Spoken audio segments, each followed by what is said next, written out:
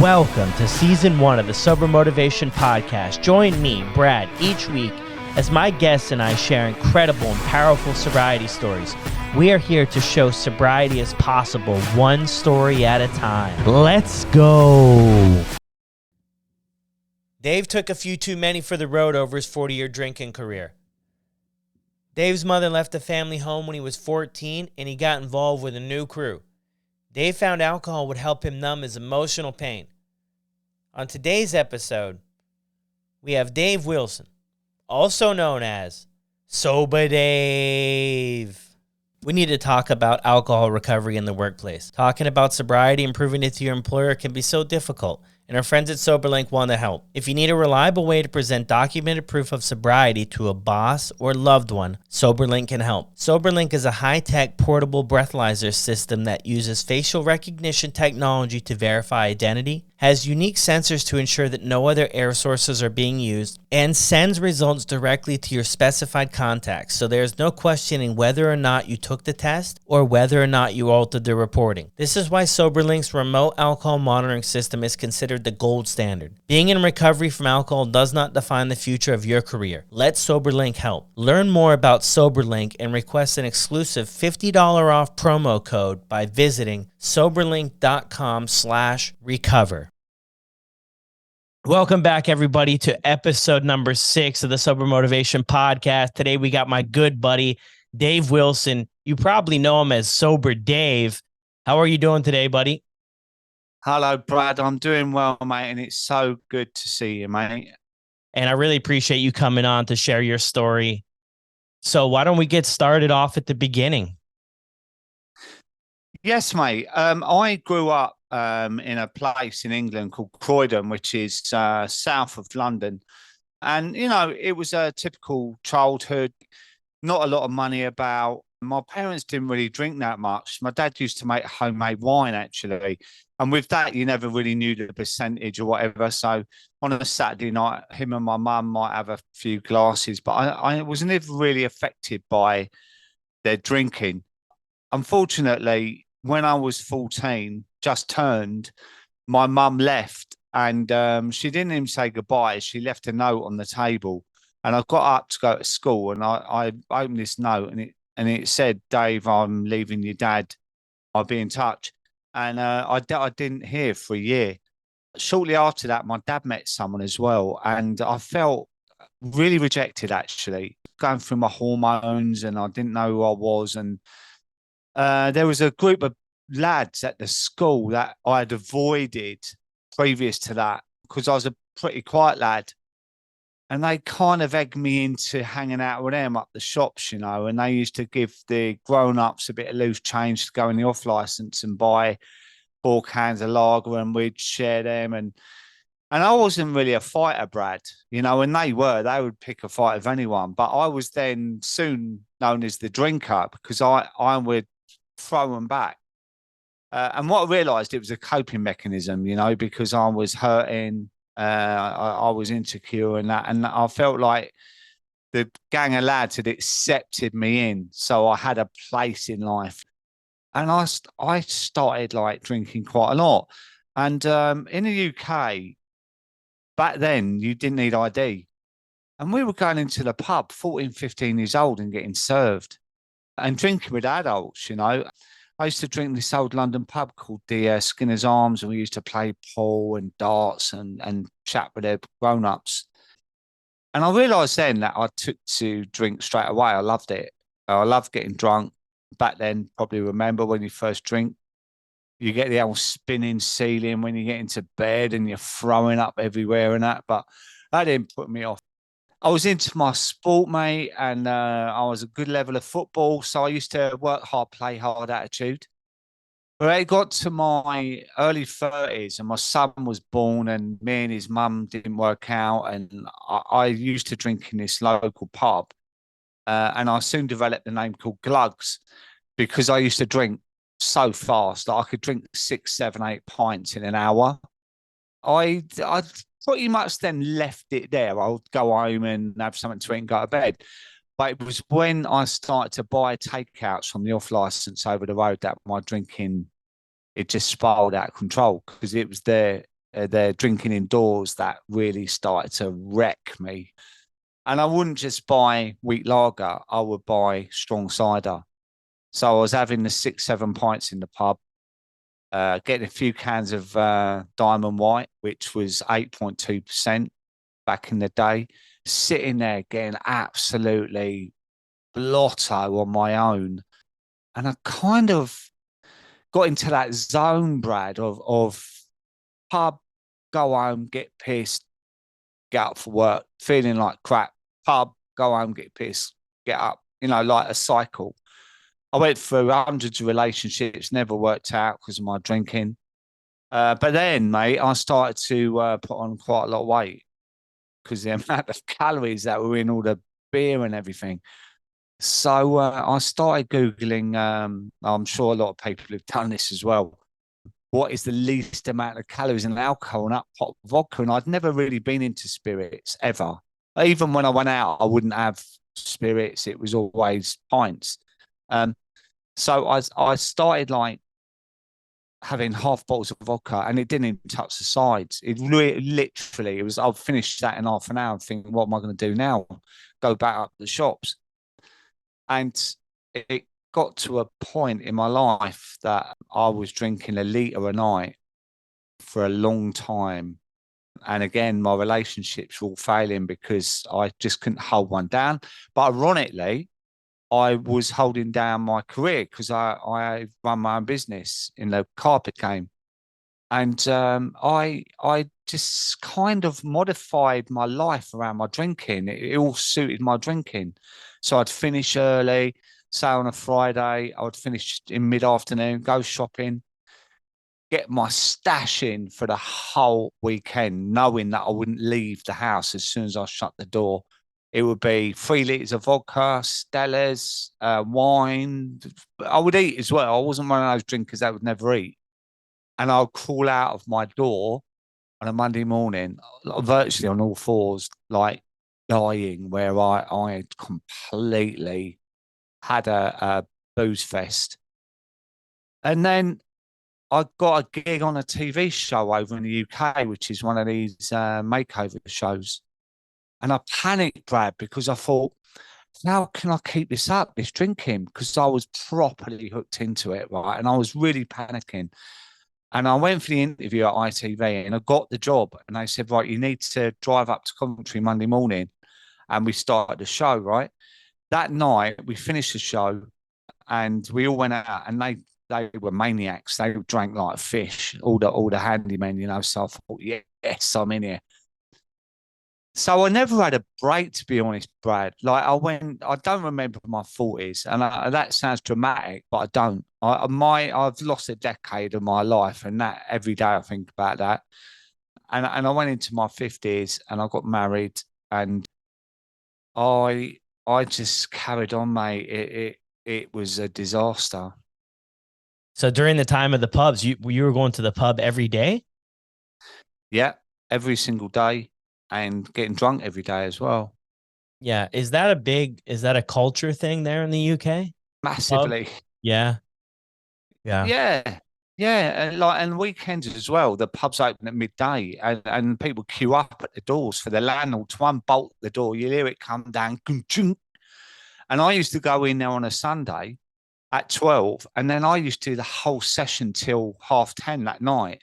And there were families coming in lunchtime, going home, doing their own thing, coming back in the evening, and I'd still be in there. But obviously 10 pints later. And they'd be like, Dave, mate, are you all right? Yes. Like, have a drink. And it was just ridiculous. But I will say though, Brad, the socializing side of it completely finished in my late 40s because I was drinking too much and I didn't want people to see how bad I was. So I stopped going out and I just started drinking indoors. Right. So I would never socialize and I become a bit of a recluse.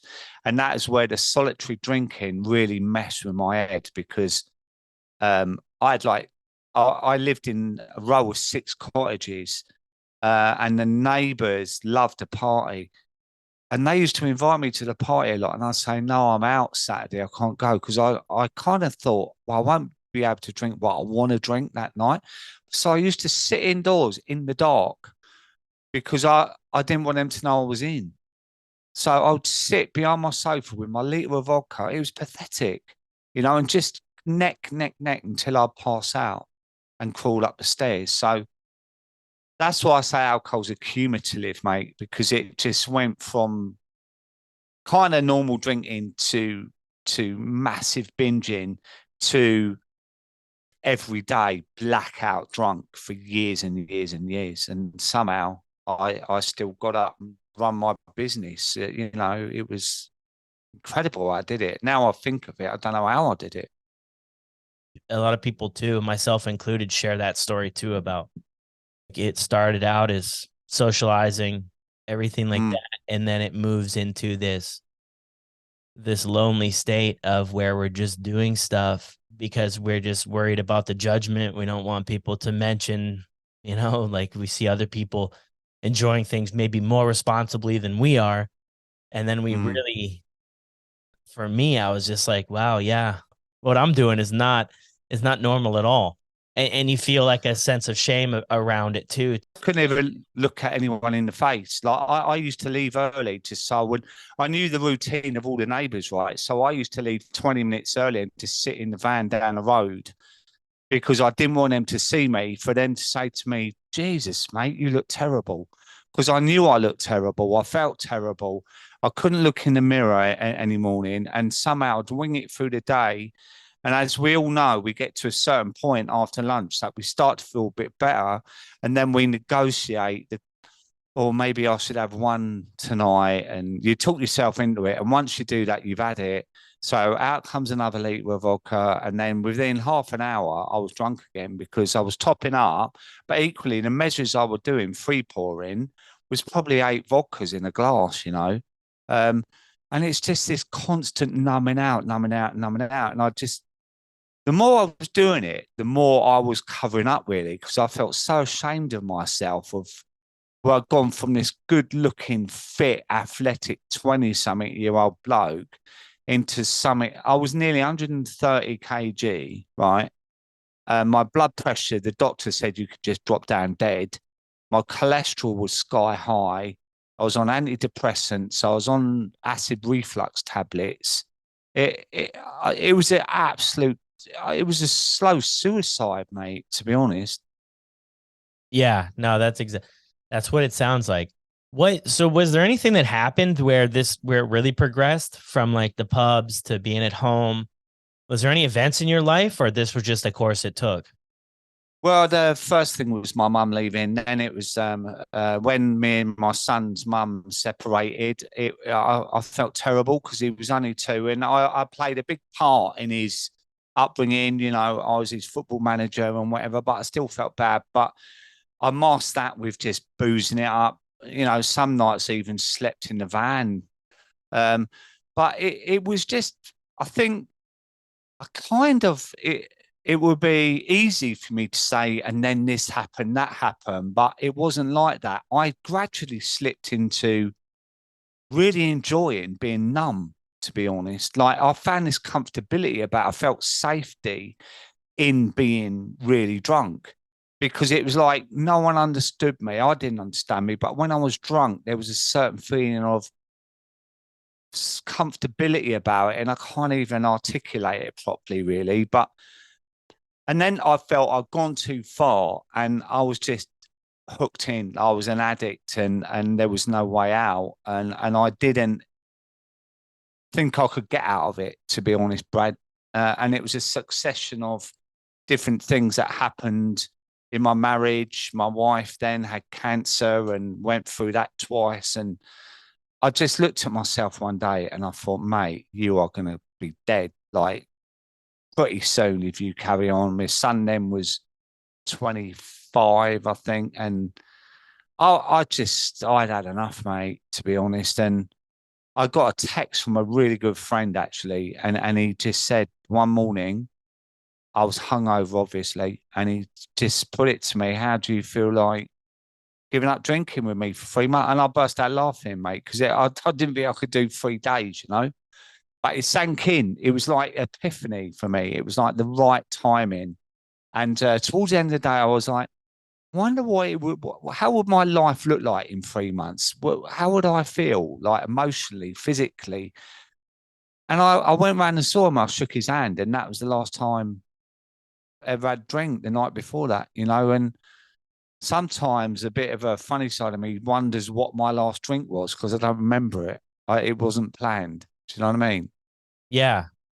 Yeah, I can relate to that too. That was sort of the thing for me, is that it was just the one thing where enough was enough. Like Mm. I had to, make changes. I wanted to make changes. I didn't know how. I didn't know how I was going to, with drugs or alcohol. I didn't know how things were going to play out, but I just knew I like had this vision, this weird vision of where I would be. I knew people around me who carried on with it for a while. They still do. And I just saw this vision of like, that's not what I want to do. And Mm. it's not where I want to be. And then I just thought, I mean, you got to give it up. I knew at some point in my life I would be faced with having to give this up, drugs and alcohol. At some point in my life, I don't know, it just clicked one day where, and I had been to, treatment center, detox center, meetings, Celebrate Recovery. I had done a lot of interventions over the years, therapy ever since I could remember. When I was just small, I was going to see psychiatrists and doctors and medication and Adderall and ADHD, and been ton of interventions in my life. But I think all of that stuff worked, and it all kind of came together at one point too. But a lot of people ask, like, well, what was it? I don't know if it was really one thing. It was just maybe a buildup of stuff over time. And I was ready to kind of get out of my own way. Like I was keeping myself stuck, and I would wake up these days, like you mentioned, around 12 o'clock, you start to feel better. But when you first wake up in the morning, you're like, that's it. And then 5 years goes by of every morning. That's it. No more. And Mm. by lunchtime, you have something to eat, and you're getting excited for the next round, right? Yeah, and I think there's a thing. I think Annie Grace's dad gave up just like that, and there's a name for it. It's spontaneous sobriety, right? Where you just give up, and it's easy to say that's what happened to me, but it wasn't, because I was saying to myself for months before that, I know I've got to sort this out. I know I've got to do something about it, and that trickled in. It built up and up, as you say, and subliminally, I think that gave me the strength that day when I received that text, which could be a call out from the universe or whatever you believe in, right? And that day I said, that is it. I'm never drinking again.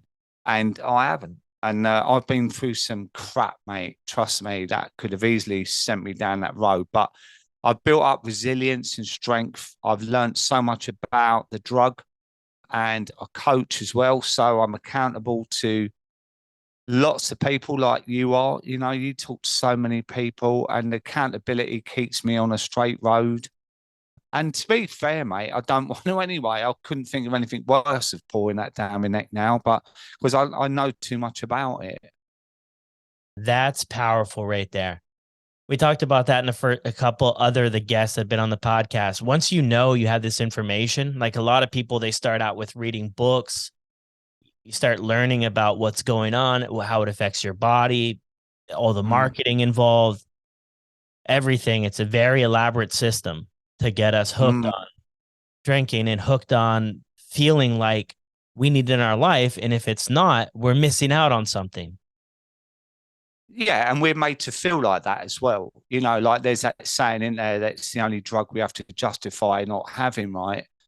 And I did a post today about it, about the advertising campaigns of how it puts all the onus on us, like the drink responsibly slogan on the bottles. It's like, oh, so it's down to us to sort that out, when you've literally thrown it all over the world on advertising, sports, TV, cinema, buses. It's absolutely everywhere you look.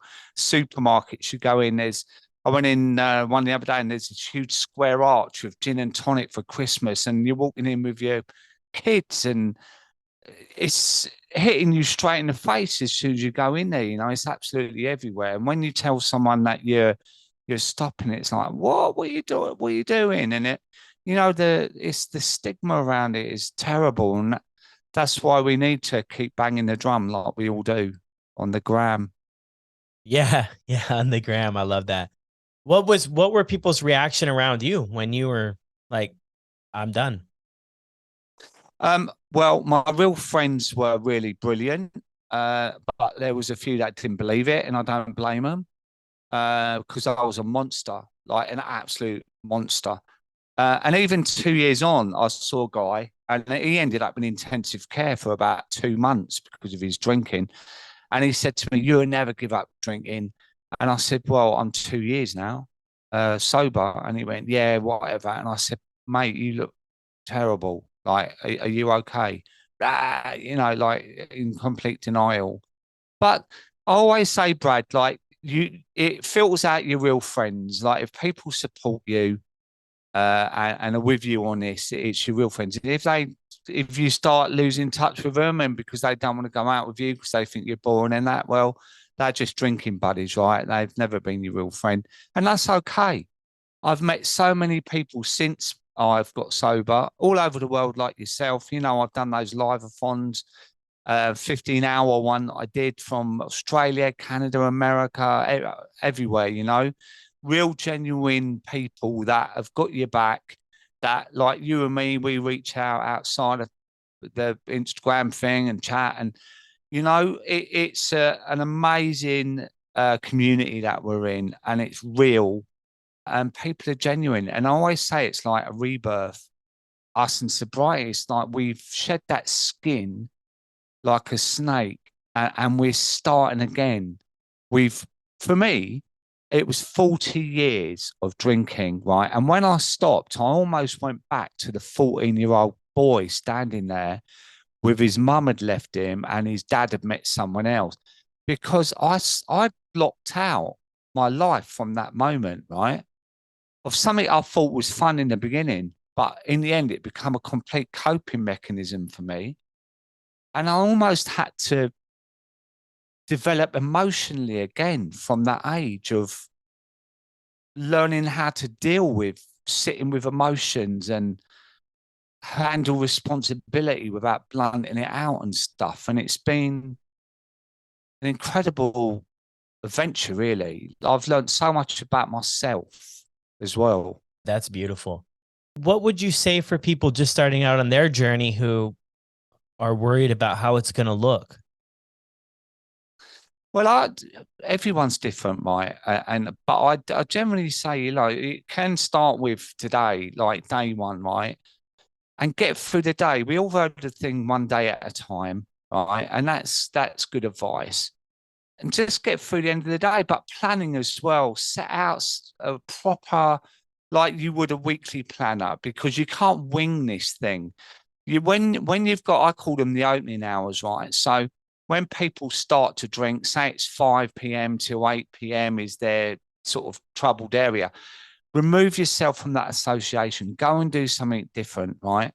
It's like the danger zone where the sirens are going off at 4:30. You've got that dopamine hit of, I can have a drink soon. The bar opens and all of a sudden it's woo woo, like all the alarms are going off and that. Go out, have a walk, go to the gym, go and have a shower and get into bed and watch a Netflix film, or just take yourself out of the situation. But also be honest with your friends. Don't get caught red-handed going out for a drink and they say, have a beer, mate. No, I'm not drinking. Oh, shut up, mate. And they hand a pint in your hand. Do you know what I mean? And then you're worried. Oh, all right, then I'll start again tomorrow.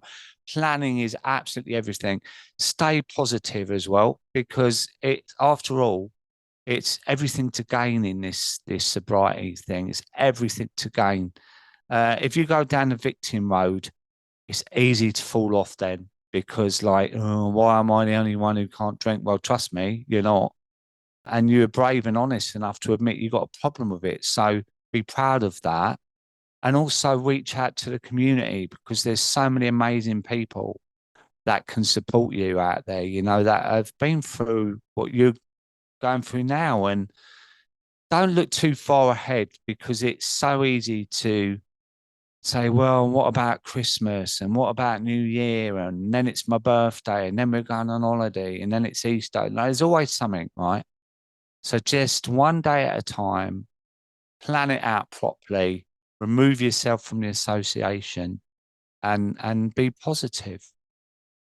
And then it all becomes so possible. I always love that, the one day at a time too. It just keeps things in perspective and just keeps it like for today. It can get overwhelming if we're thinking about Christmas and birthdays and everything Mm. else, but we'll cross that bridge when we get there. We're not there yet, and we'll figure it out. And you'll be in a different place then as well, because you'll be a few weeks or months or, it's like an apprenticeship you're doing and you have more training by then, so you'll be able to deal with it. So, the one day at a time. And do you know what, Brad? Since I'm sober, I do that in life now anyway, because we all have bad days, right? And I've had a couple of bad days and I thought, right, get through the day and wake up tomorrow and it could be different. And quite often it is. So I use that mantra quite a lot in life anyway now, and it works. Yeah, no, it's a powerful one for sure. Powerful one for sure.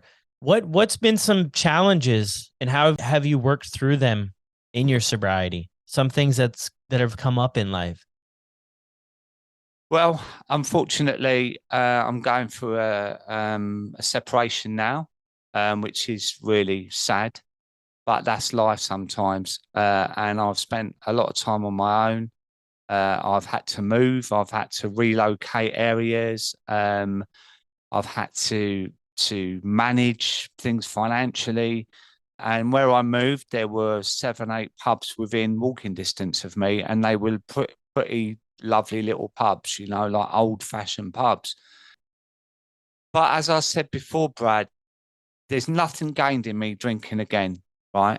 But it's really forced me to deal with situations that I found really uncomfortable, and it's brought up lots of things from the past, my insecurities, my capabilities in relationships, but all my decisions have been made with clarity, right? And if I'd have drank then, I'd have made some wrong decisions. I'd have upset a lot of other people, and it would have been a car crash. And again, I've been thinking that every day, like, just be real with yourself, Dave. Like, things will get better, they will improve, and stay true to yourself, because these breakups are common things, like I think lockdown as well, that's had a big impact in relationships and people's financial situations. It happens, right? But I'm dealing with it. And, it's another tick box for me. It's like I'm coming up to 4 years in a few weeks now. And it proves this journey is never linear, right? Because you don't like pass go after a year and go, oh, I've cracked it now. I know people after 15, 20 years have fallen off the wagon, right? So you have to be mindful all the time and you have to work at it, which I do. But it's growth for me as well, because I am growing mentally. I'm coming through this and I'm feeling stronger. And I'm learning so much more about myself in these vulnerable situations. And the fact I'm not drinking is a huge part of that as well, because it would just go completely crazy if I did. I'd lose everything now. Yeah, I mean, sobriety definitely becomes the backbone, what keeps everything else together for us. One of the things too that sobriety offers us is like what you just mentioned, is that we're able to process these events and deal with these events. As before, for me anyway, I would just have something happen, slip off into drinking, drugging, and Mm. never deal with stuff. Never deal with it for months or years, whether it be bills or relationships or, just not even be willing to get uncomfortable to face these situations. So even though it is maybe more difficult in recovery, like I don't know if it always is, but it's so freeing that we can say like, this is how things are going, and also show up and be willing to work through it and not just numb and avoid it. I really love that Yeah. part, to where you're Yeah. actively working through this is amazing. And mate, I've got the help of an amazing therapist as well, and I'm not ashamed to say that. Like I've been seeing him for 7 years now, and I have him weekly, and he helps me with that process. And I work hard at that. Before I would have had therapy and then gone and got drunk and forgotten what he'd said. So now all the work that we do together as well, that's like, I always look at it like a snow cone, and you shake it up, right? And then it settles, and then you can see it for what it is. And that's how I look at therapy, alongside with the long times that I sit there with my feelings in quiet. I'm not always blocking out with loud music and dancing around. I'm sitting there quite miserable a lot of the time, but it's growth, mate. And I know it is part of my journey on sobriety is to come through. It's never, ever, ever straightforward. And I look at this as a gift in a way that I've got this in my life, so that'll propel me forward with whatever I'm going to do in the future. Oh, so you don't know what you're going to do in the future yet? I ain't got a clue, mate. I've done quite a few things already, and I'm not. I think I need to come out to Canada, mate, and see me old buddy. Yeah, come to Canada, buddy, for sure, man. We'll hang out. We'll do a live podcast, everything like that. What is your life like now in recovery? I know we've touched on it, but let's just kind of go back to that first day. You get the message. You decide. Did you have any withdrawal symptoms? Well, I always talk about this, that really I should have gone to the doctor, because the amount I was drinking was dangerous to just stop, right? But that's me all over, right? I'm all or nothing. And I'm never drinking again. And so I went from drinking all that stuff to nothing overnight. And I didn't have any seizures or anything like that. And I had the shakes, and I was sweating, and the first week was difficult. But it was a bit like having flu for me. But I was so positive about it. I just got through it. It was like, get up. And I worked really hard as well. I was in the carpet trade then, which was physically demanding. So I used to work it off, go home. I got into Breaking Bad at the beginning because I needed something to focus my mind on. So I would have a shower and that, and I'd get into bed about bloody 5:30, 6, and watch 2 episodes of Breaking Bad, and then get up, potter about, and then go back to bed. So it wasn't too bad in the beginning, but it was a few months later where the boredom set in, and it's a bit like the honeymoon period, isn't it? The pink cloud, and all the novelty rubs off, and people start to accept you're not drinking, and then I was like, oh God. But I kind of remembered how far I've come already, and I wrote it all down. I did some journaling, and I thought, right, I've been to this event, I've done that, I've done that. I've lost a few pounds. I look better. I feel better. My anxiety's gone down. My productivity at work's bigger, blah, blah, blah. And once I put it in front of me, I thought, well, it's a no-brainer. Why would I, stop messing about in your head by thinking you're bored, do something instead. So I gave myself a kick up the arse a few times. I've done a few things since then with my life that I would have never done if I was drinking. Yeah, I love that. Then the journaling too, seeing what things were like and to see how much more productive. I mentioned in another show is quitting drinking is like one of the very few things that you can start to see like amazing results right away. Because you just wake up every day, you just feel terrible. The anxiety is just through the roof. Your heart rate is just blasted. You don't feel good. You have everything else going on. You're not dealing with anything in life. You're just getting by. And then you give it up. A couple days into it, you start to feel better. Early on too, though, I realized I was really bored because drinking and everything else just took up so much time. That's it, mate. You've got to be creative. And there's a million things you can do. But when we're drinking, it takes up all our brain space, right? And as soon as you stop, you have all this free area to think about new things, right? And I've done so many things since I've given up drinking that I would never have done. And it's completely changed everything for me in a million ways, actually. When you do them, do you still feel uncomfortable? I know you've done like a boat party. You've done some events like with the sober community. Yeah, I've done some events, which is something I'd never have done. because the first event I went to changed my life because I met a load of sober people. And I thought, God, they're normal. Because when I was drinking, I thought the usual narrative, oh, sober people are all boring and blah, blah. And I thought, well, why not hold my own event? So I did one in September after I got sober. I rode my bike from London to Paris over 3 days as well. And then after that, I randomly thought, do you know what? I might do my own podcast and that. And literally 3 weeks later, a bit like you, Brad, 3 weeks later, I bought all the gear and I got my first guest on and I recorded it. And I met my friend Danny, who's a producer. She knocked it out and it went to number 4 in the Apple charts in the UK. And it was like, wow, what is this? And now I've done, I think, 60 episodes of my podcast. And I've interviewed people from all over the world. And a bit like this one, mate, I let people tell their story because people relate to it. And that's what they like. You know, I don't say too much on the podcast. I let them speak. And I'm on season 8 starting next week. And that's changed everything because like you get messages from people all over the world. Your podcast has changed everything for me because I can really identify to one of your guest story or whatnot. And then of course, my book, right? The irony of that, me writing my book, is that in the pubs when I was drunk, I had a catchphrase, and it was always, "I could write a book about this one day," and I have. And I'm really proud of it, Brad, because it's a memoir stroke self-help stroke motivational book, you know.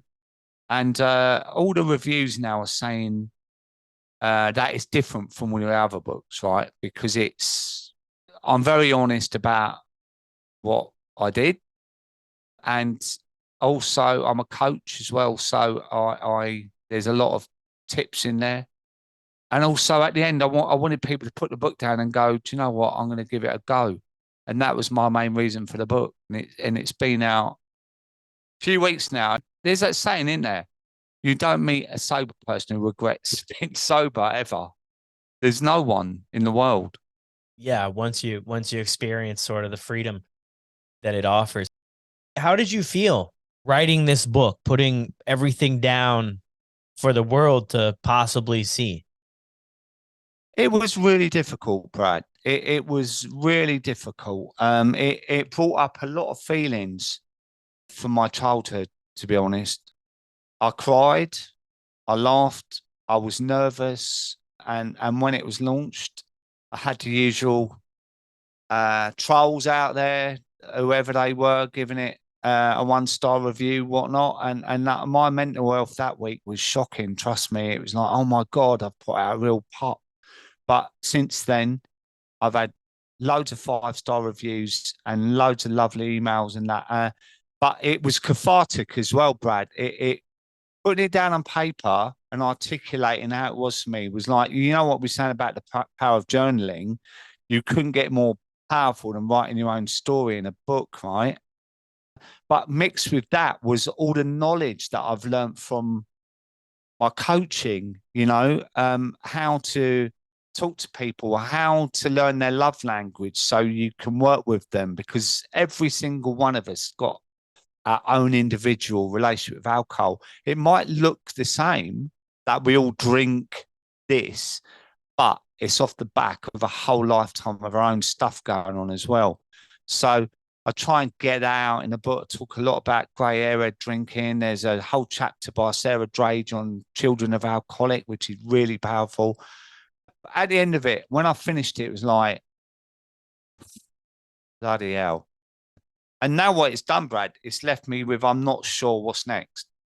But that's okay though, you know, because I do believe in the universe, and I do believe that whatever is next will come along when it's ready, you know. And in a minute, maybe this is just a time for me to chill out, sit with you, talking like this, and put my feet up a bit. And then the door will knock one day and another opportunity will come. And that's what happens in sobriety, isn't it? It clears the decks. Yeah. and it allows you space in your life. Yeah, that's funny you bring that up. But I'm glad we got you on the podcast here before you go big time, because then I'll have to deal with the PR and everybody else. So Never, mate. I'm glad we got you here now. But that is a huge thing, and I hear that over and over again, and it's definitely my experience is that sobriety offers so many opportunities. I never really envisioned for the amount of opportunities that it has offered. And I feel like it's sort of an energy thing that's out there, that you're Yeah. available, and when you're drinking and drugging, you're not available. You don't have the free time, you don't have the other time, you don't have the focus. You don't show up for what you're supposed to show up for all the time. You're not reliable. Like I wasn't reliable. I Mm, was living on my brother's couch. I wasn't mm, reliable at all. I wasn't responsible. And I feel like that energy, when we put it out there in sobriety, that we're ready, I say yes to everything.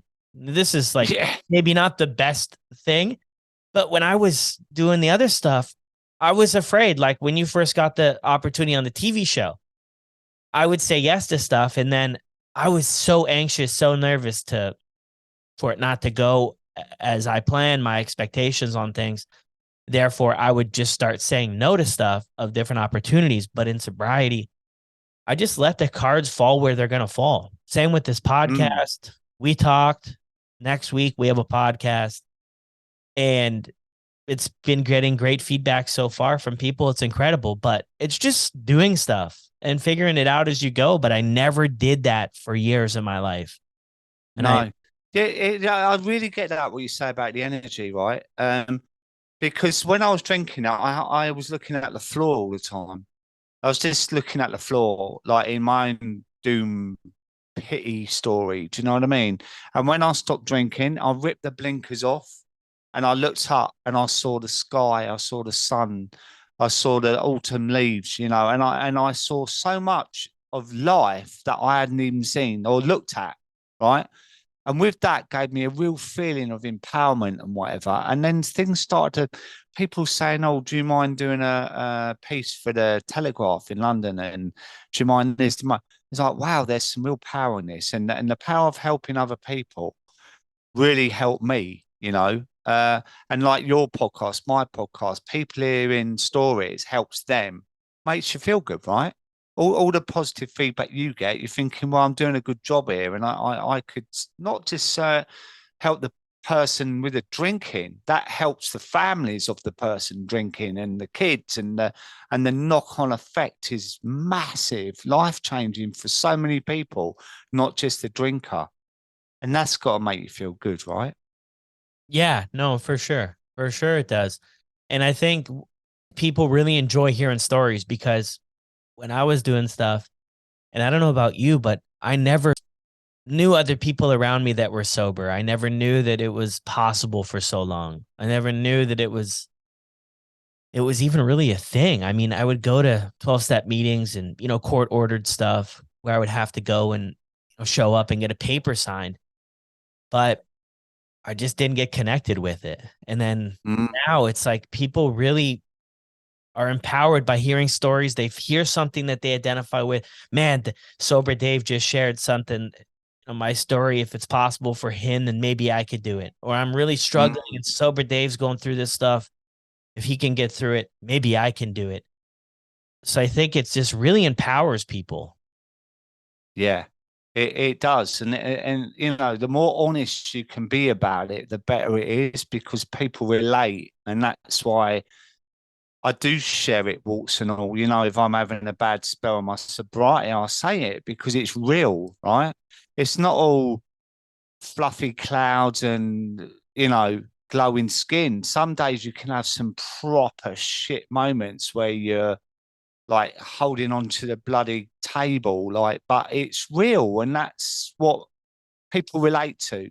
That's what I find anyway, and that's being authentic throughout your journey is what people hook into, and they think, God, that that I can relate to that, and that helped me to move forward with it.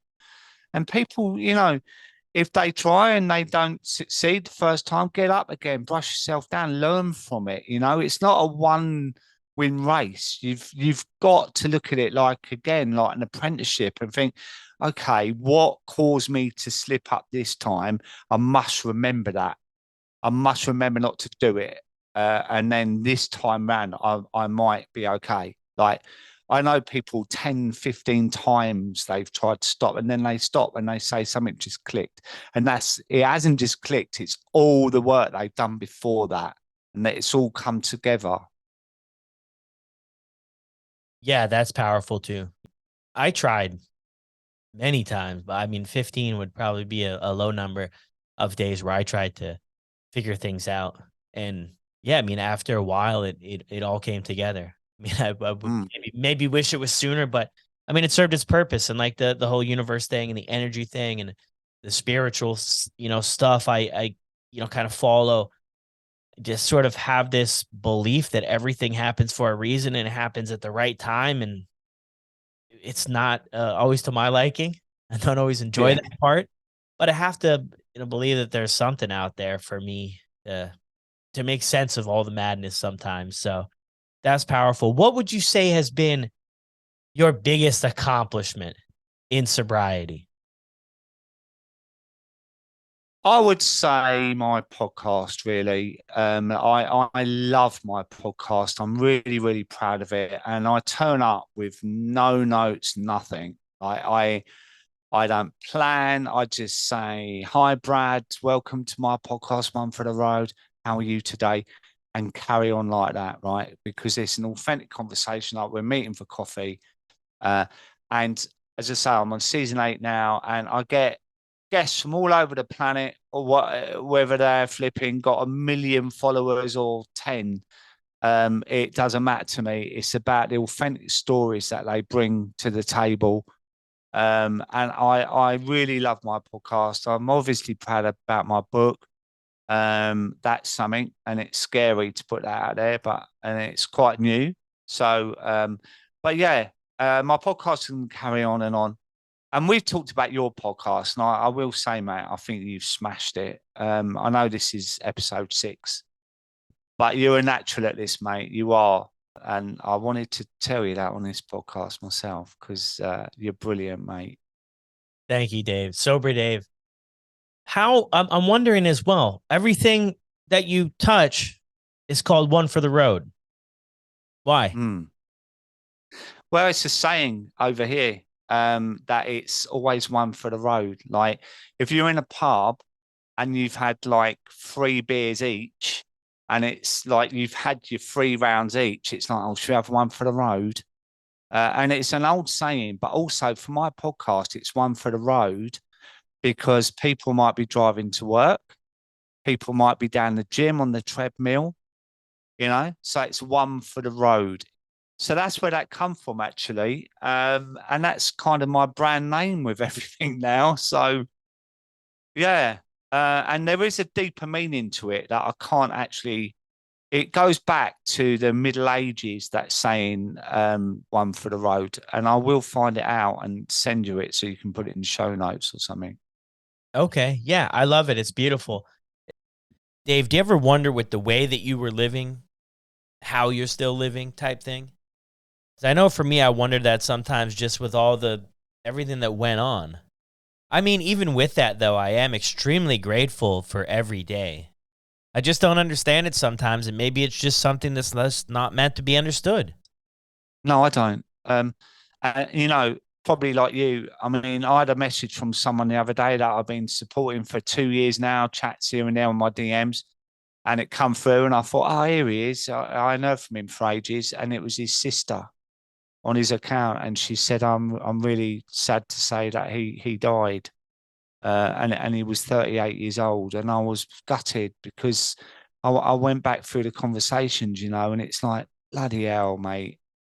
Like he did really, really try, and it got him in the end. And this is why I get so angry around alcohol and that with the marketing and the advertising. They never show that side of things ever. It's all party, party.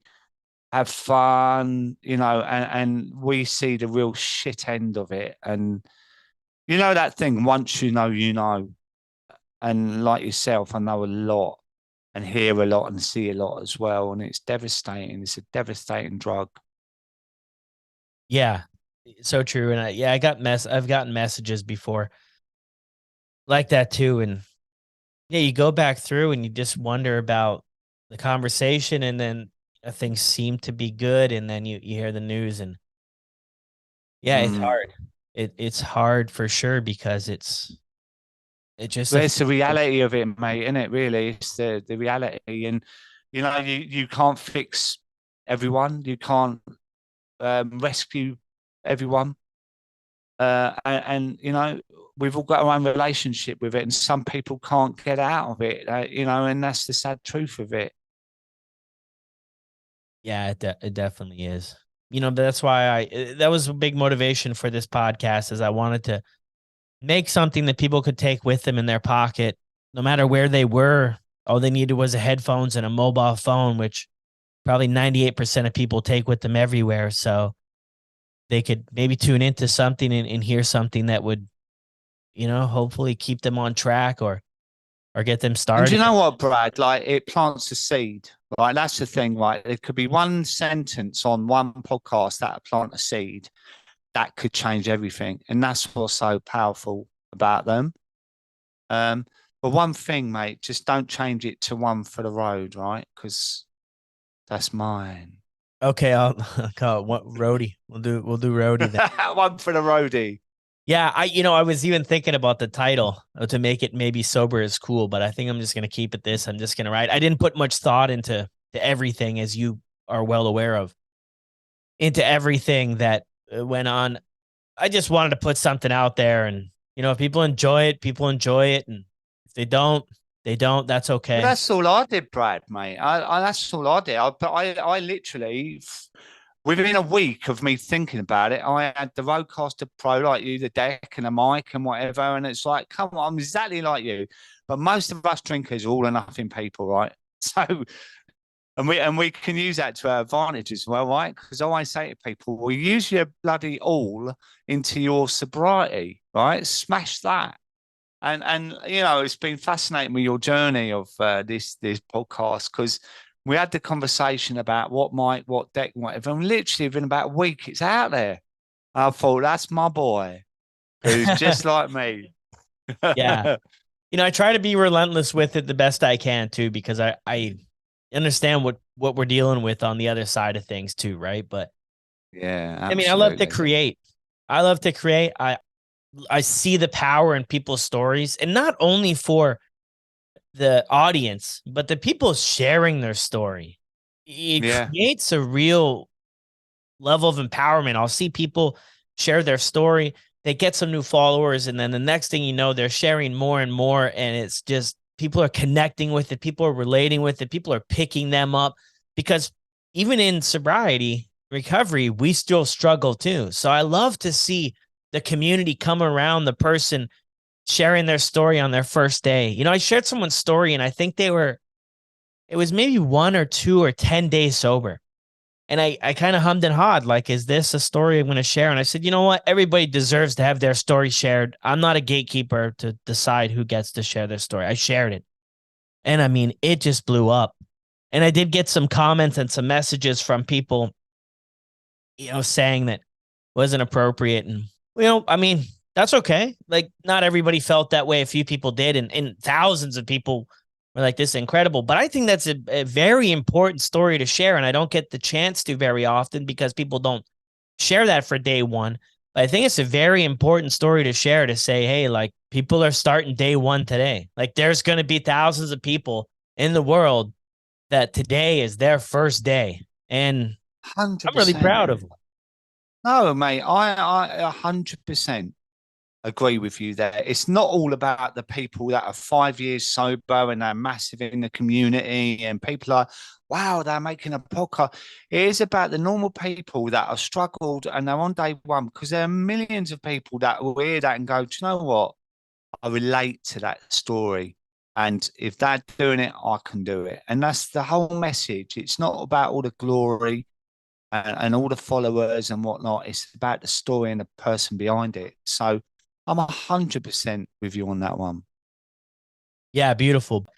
Dave, this has been a blast. Sober Dave, One for the Road. Thank you so much. Thank you so it's been much a pleasure for taking one for the road with us today on the Sober Motivation Podcast. Guys, check out Dave's new book, One for the Road, Dave Wilson, and you can find his podcast, One for the Road, as well. Thank you, Brad. It's been a real pleasure, mate. And I was looking forward to this all day. So thanks for having me on. Well, there's the end of another great, amazing episode. Look, I want to see who made it to this part. So the first person who sends me an email to brad@bradtmcleod.com, MCLEOD, I want to set you up with a free item from the SoberMotivationShop.com website. Also, don't forget to download Sober Buddy. Check your favorite app store to download the app completely free today and enjoy the free tracker. And if you need more step-by-step help with recovery, do your Sober Buddy challenges. So grateful for Sober Dave to come on today and give us a real good story and a snapshot picture of his life and his struggle with addiction, with alcohol, and where he's at now is incredible. So if you have 2 seconds, check him out on Instagram @SoberDave. Another episode will be dropping on Monday. Don't forget, if you're enjoying the podcast, leave a review on your favorite podcasting platform. And from me, Brad, thank you, and extremely grateful for everybody who's given this podcast a chance. Until Monday, we'll talk soon.